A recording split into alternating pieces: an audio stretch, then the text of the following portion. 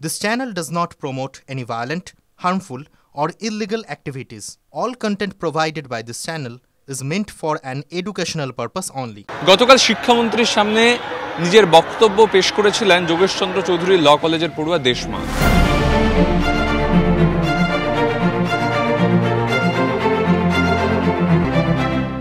সেই বক্তব্যের পর শিক্ষামন্ত্রী তাকে আশ্বাস দিয়ে গেছেন। কি আশ্বাস দিয়েছেন শুনবো। কি বললেন শিক্ষামন্ত্রী? উনি ব্যাপারটা দেখবেন, ব্যাস এটুকুই বলেছেন। তোমরা কি এখন নিরাপদ বোধ করছো? নিরাপদ তো আজকে এখনো পর্যন্ত আমাদের বিসর্জন হবে এবং বিসর্জন পর্যন্ত আমরা পুলিশ প্রোটেকশন পাবো। বাইরে তো আপনারা দেখতেই পাচ্ছেন বিভিন্ন ধরনের হুমকি তো এখনো চলছে। নিরাপত্তা কতটা আছে সেই নিয়ে কোয়েশ্চেন এখনো আছে।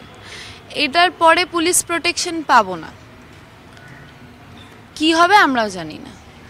শাসক দলের নেতা কুণাল ঘোষ বলছেন তুমি নাকি ভালো নাটক করতে পারো, কলেজের নাটকের দলে কান্নার পাঠ করো, তাই ব্রাত্য বসুর সামনে তুমি কান্না করতে পেরেছো।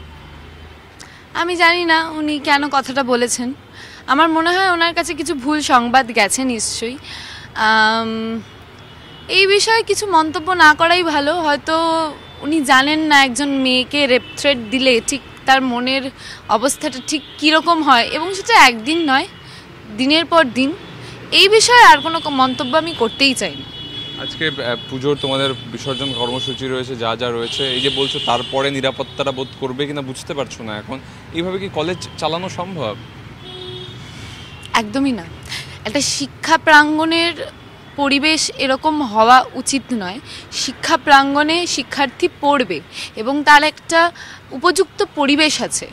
সেই উপযুক্ত পরিবেশ না থাকলে পড়াশোনা হয় না।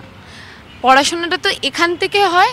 তো এইখানে যদি শান্তি না থাকে তাহলে মানুষ পড়বে কি করে, এবং না পড়লে ভবিষ্যৎ হবে কি করে? অর্থাৎ এখনও নিরাপত্তা যে পুরোপুরি রয়েছে তা মানতে রাজি নন কেউই, কারণ এই পুলিশ প্রোটেকশন কালকের পরে আর থাকবে না। তখন কি হবে সেটা এখন দেখার। ক্যামেরা দীপঙ্করের সঙ্গে সুমন, TV9 বাংলা, কলকাতা।